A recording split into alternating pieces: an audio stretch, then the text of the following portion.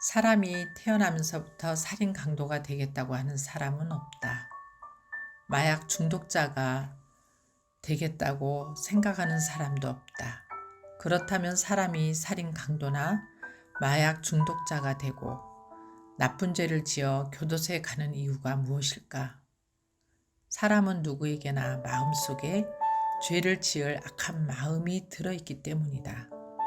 그런데 그 사실을 잘 모르고 지내다가 어느 날 악을 저지르고 자기의 그런 행동에 자신도 깜짝 놀라는 경우가 많다. 농사를 짓는 농부들은 대체로 마음이 선하고 건전하다고 이야기한다. 농부가 땅에 씨를 뿌리고 그 씨가 싹을 틔우고 자라서 꽃이 피고 열매를 맺기까지의 과정이 무척 아름답기 때문이다. 농부는 열매를 기다리고 자신이 거둔 열매들을 보면서 기뻐한다. 그처럼 열매를 얻는 농부의 마음은 짐승을 잡는 사냥꾼에 비해 훨씬 곱고 부드럽다고 한다. 오래 수고하고 기다린 끝에 가을이 오면 농부는 벼가 누렇게 익어가는 들녘을 바라보며 풍요로움을 느낀다.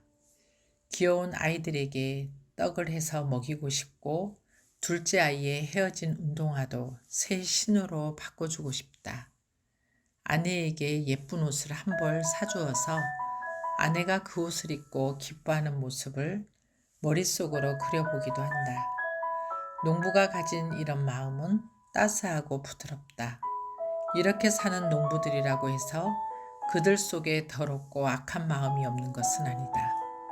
농사 짓는 농부라도 그 마음이 착하거나 깨끗하지는 않다. 한 농부가 있었다. 그에게는 자기 소유의 논밭이 없었다. 그러니 남의 논밭을 빌려서 농사를 짓는 소작인이 된 것이다. 옛날에는 소작인이 되는 것도 쉽지 않았다.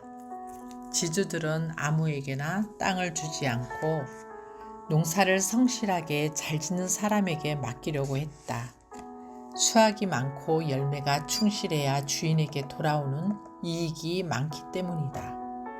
소작인들은 어렵게 땅을 얻어 농사를 지어도 수확이 줄어서 다음 해에 지주가 농사를 짓지 못하게 할까봐 늘 염려해야 했다. 농사를 잘 지어서 풍년이 되면 좋긴 하지만 그 기쁨이 고스란히 농부의 몫은 아니었다. 거둔 곡식의 반을 지주에게 주어야 하고 나머지 반으로 먹고 살아야 했다. 게다가 농사는 혼자 지을 수 없으므로 모내기나 추수 때에는 사람들을 써야 했다. 그 품삯을 주고 비료나 농약값을 제하고 나면 별로 남는 게 없었다. 그것으로는 가족들과 먹고 살기도 힘들었다. 열심히 일하지만 삶은 여전히 비참했기에 마음은 늘 허무함에 시달려야 했다. 그렇다고 해서 농사를 짓지 않을 수도 없었다. 이런 상황은 어부도 마찬가지다. 자기 배가 있으면 고기를 잡으러 낮이든 밤이든 언제든지 바다로 나갈 수 있다. 비가 와서 나가기 싫으면 나가지 않아도 되고 바람이 거셀 때에도 안 갈 수 있다. 하지만 남의 배를 빌려 고기를 잡는 사람은 그렇게 할 수 없다. 잡은 고기의 반을 선주에게 주어야 하기에 고기를 잡으러 나가지 않으면 선주의 눈에 벗어날 수 있기 때문이다. 소작농들은 간절한 소원은 자기 땅에 씨를 뿌리는 것이다. 농사가 잘 되든지 못 되든지 자기 땅에서 마음껏 땀을 흘리고 그 열매를 거두어서 마음 편히 살고 싶은 것이다. 어부들 역시 좋든 나쁘든 자기 배를 가지고 자기가 가고 싶을 때 바다로 가서 고기를 잡아 그것을 팔든지 먹든지 자기 뜻대로 하는 것이 소원이다. 지금 이야기하려는 농부도 자신의 소유지가 없었다.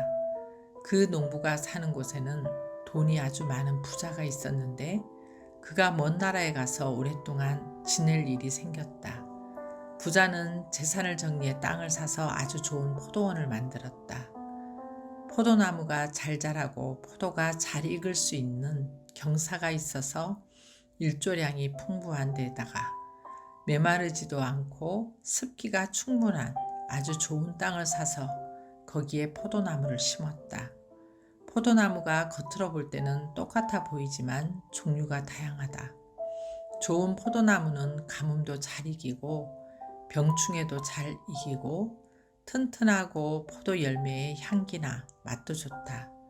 그런 종자는 다른 포도나무보다 월등하게 비싸다. 포도원 주인은 가장 좋은 포도나무를 심은 후 외부 사람들이 들어오지 못하게 포도원에 울타리를 둘렀다. 살아있는 나무로 만든 울타리는 자랄수록 튼튼해지기 때문에 따로 보수를 하지 않아도 되었다.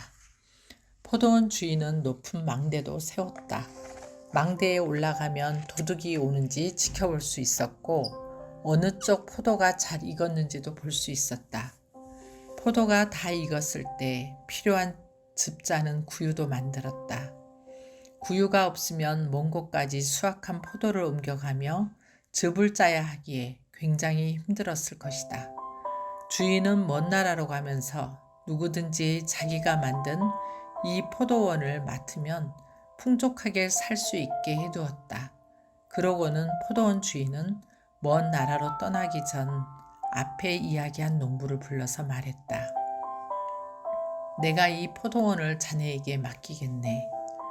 농부가 깜짝 놀랐다.